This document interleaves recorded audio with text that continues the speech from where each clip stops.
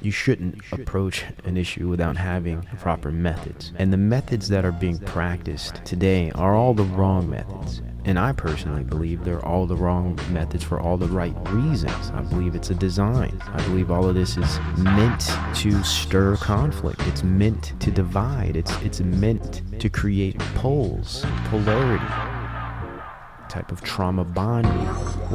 We are all being traumatized together. So through this trauma, we form a bond. Together in bondage, we form the useless eaters, the proletariat, the proles, as Orwell would say.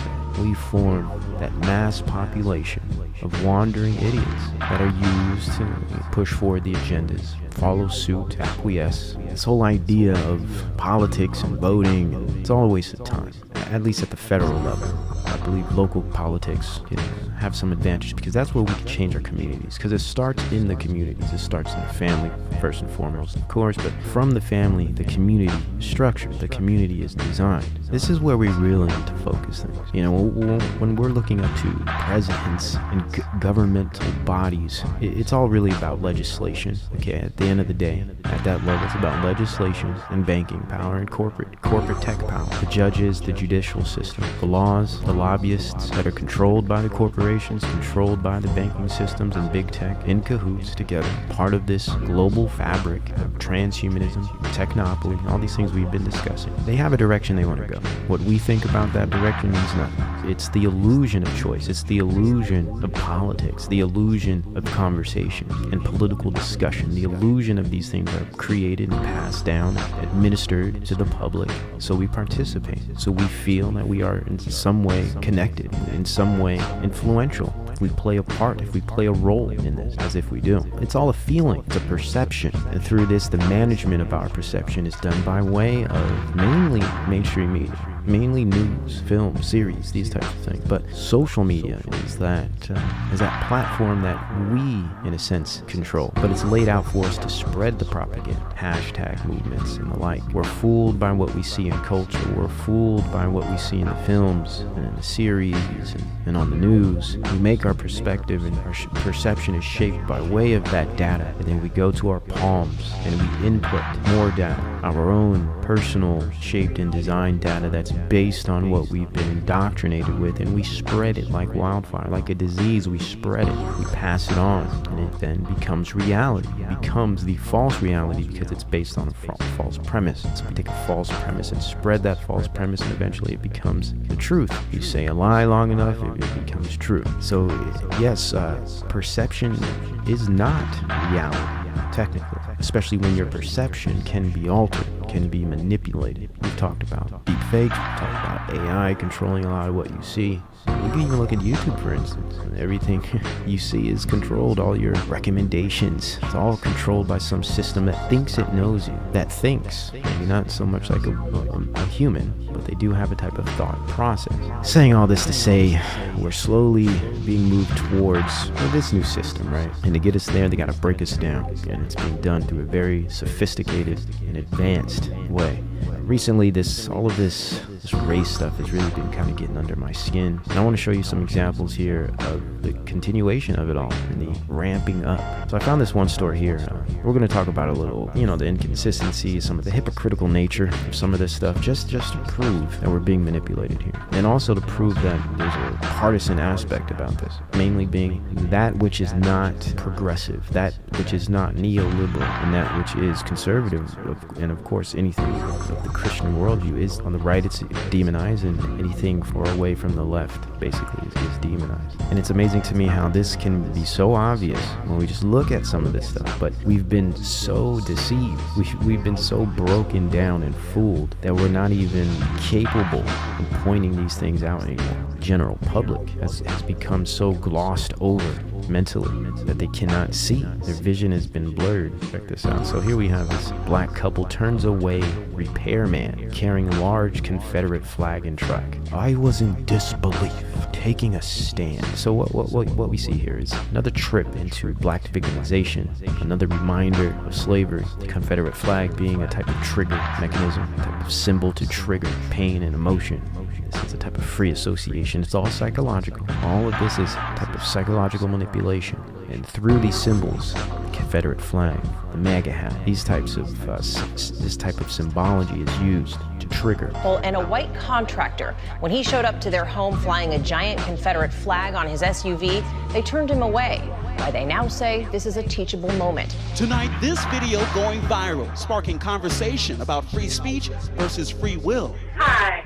You know what? I do apologize. I know you've come from a very long way, but we're going to use someone else. This is how they play with our minds. This is how they stage events to manage your perception, not only of the event that's being staged, but the point that's being made, the message that is underlying. And the message here is blacks remember slavery. Blacks remember what whites did to you. Remember the discrepancy. Remember your place in society. Remember how wrong and foul that is, and remember your victimhood through it. And you should hate all those that remind you of that. Not only should you hate those, but you should also have nothing to do with them, and stand up and take a stand. Seize the time. She's upset with the flag. No, I'm beyond upset with the flag. The issue? This Confederate flag waving in the back of the contractor's truck. Every time, you see that flag, it actually stems fear. You never know what a person is willing to do, especially if they are promoting their hate. Every time you see that flag, it stems fear, he says. See, this is the idea of trigger. It's supposed to trigger you to the point where you feel fear. I was assuming anger. I was assuming they were trying to sell it like you should be angry, you should be upset about this, but fear? I'd say that's even darker, hence this idea of really trying to dismantle the black psyche and the black spirit. Because fear is the root of anger. Anger is a derivative of fear. So they're skipping the whole get mad part, and they're going straight to the core. They're saying you should be afraid, you should fear for your life. And she follows to say spreading hate. First off, I think it's kind of a non sequitur when you think about what the Confederate flag stands for. It's not necessarily something that stands for hate. It's something that's cultural. It's a historical symbol. It represents a certain moment in time. It represents a certain movement, right? It's not necessarily a symbol of hate. I think that's just a perception of the symbol. It's an emotive view. It's a moral judgment. A moral argument is being made. But when in fact, it's just a symbol that represents a time.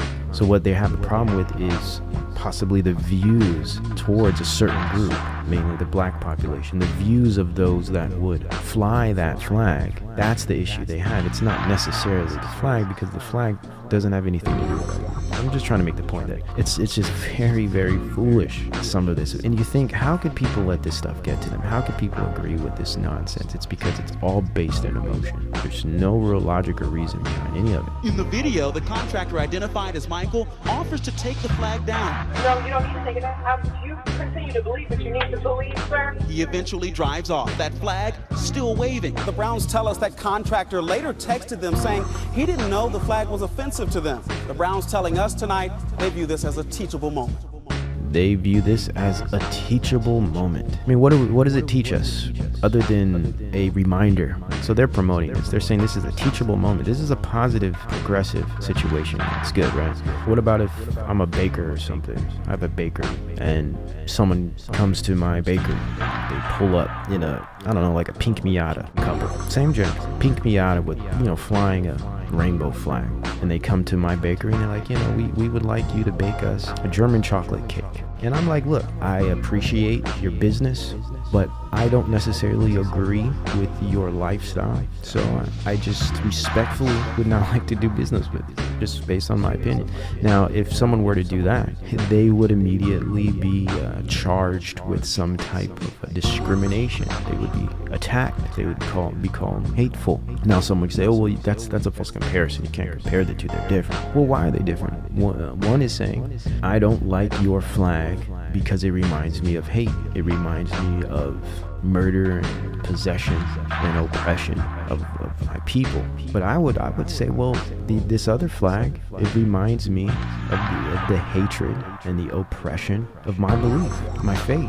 It spits in the face of my God, which I would say is something that's a lot more important and more powerful and more valuable and more virtuous than one's ethnic makeup. I mean, how could you put man before God?